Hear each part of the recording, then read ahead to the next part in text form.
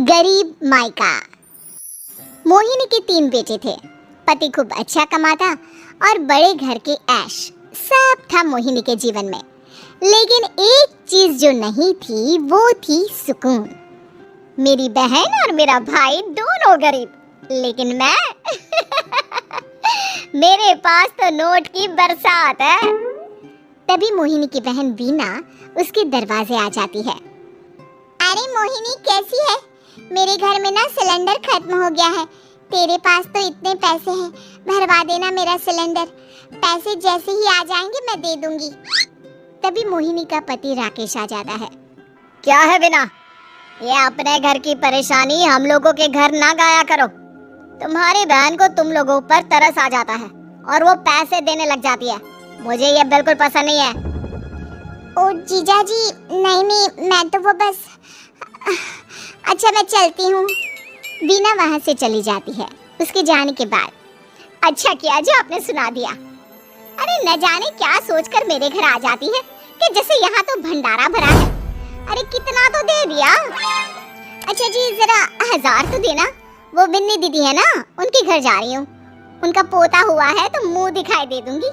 हाँ, उन लोगों के आगे तो शो ऑफ किया करो। वो खुद को बड़ा अमीर शो करते हैं ना, दिखा दे कि तू भी किसी से कम नहीं है। हाँ जी, इसी के लिए तो जा रही हूँ। मोहिनी तैयार होकर अपनी बुआ की बेटी के घर जाती है, जहाँ उसके पोते का कार्यक्रम चल रहा होता है। वहाँ वीना भी आई होती है। अरे वीना, क्या जरूरत थी यहाँ आने की? तेरे घर पर गैस नहीं है तो वो भरा लेती। क्या करूँ मोहिनी, बुआ को बुरा लग जाता नहीं जाती तो। वैसे मेरे पास एक जोड़ा बच्चे का कपड़ा रखा था, वही अपनी चांदी के पायल के साथ देने जा रही हूँ। घर पर गैस थी नहीं, सोचा परिवार यहीं खाना खा लेगा, बाकी सुबह का सुबह देखा जाएगा।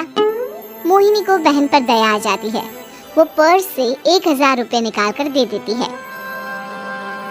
ले बिना, लेकिन पैसे वापस कर देना, तेरे जीजाजी हिसाब लेते हैं।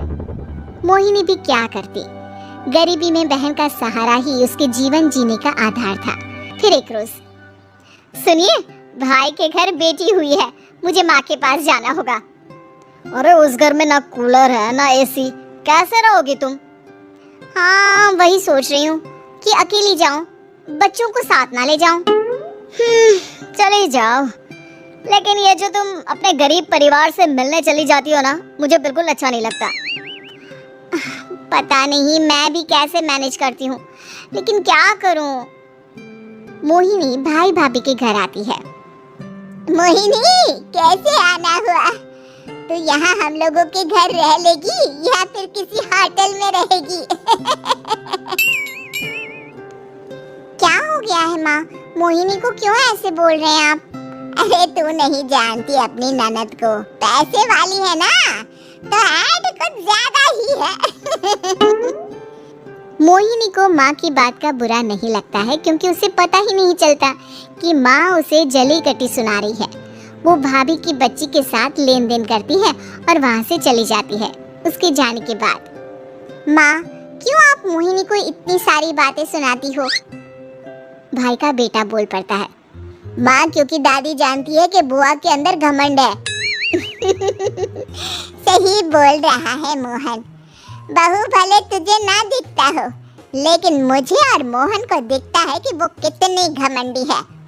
मोहिनी मायके आती है, जहाँ गरीबी के कारण चीजें कम होती हैं। इस मोहन के बच्चे को काम पर लगा दो ना, किसी दुकान या किसी होटल में, बर्तन धो लिया करेगा, कम से कम 4 पैसे और आएंगे घर में। देख मोहिनी, माना तेरे पास पैसा है, लेकिन तेरे भाई के दिन इतने भी बुरे नहीं चल रहे कि वो अपने बच्चे की पढ़ाई रुकवा कर उससे बर्तन धुलवाए। मोहन माँ की ओर देखता है, जैसे आंखों से बोल रहा हो, देख लिया बुआ का हाल। हाँ मोहिनी, बात तो सही है, लेकिन अभी मोहन को पढ़ना है। आखिर तुम भी तो अपने दोनों बेटों को पढ़ा रही हो ना। मेरे बेटों से कैसे कंपेयर कर सकती हैं आप? अरे वो तो कलेक्टर बनेंगे।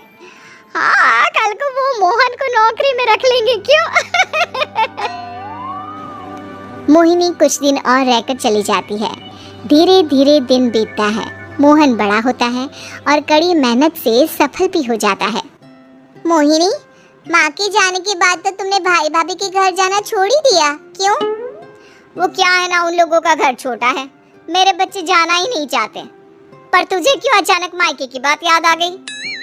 यार, मेरा तो मायका है, भाई भाभी है, मेरा तो आना जाना लगा ही रहता है।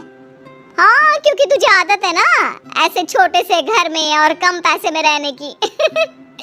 वैसे क्या खबर है आजकल मायके की अपने? अब वो घर छोटा और कम पैसे का नहीं रहा, क्योंकि मोहन तो बहुत बड़ा आदमी बन गया है। फिर क्या? मोहिनी भाभी को फोन करती है।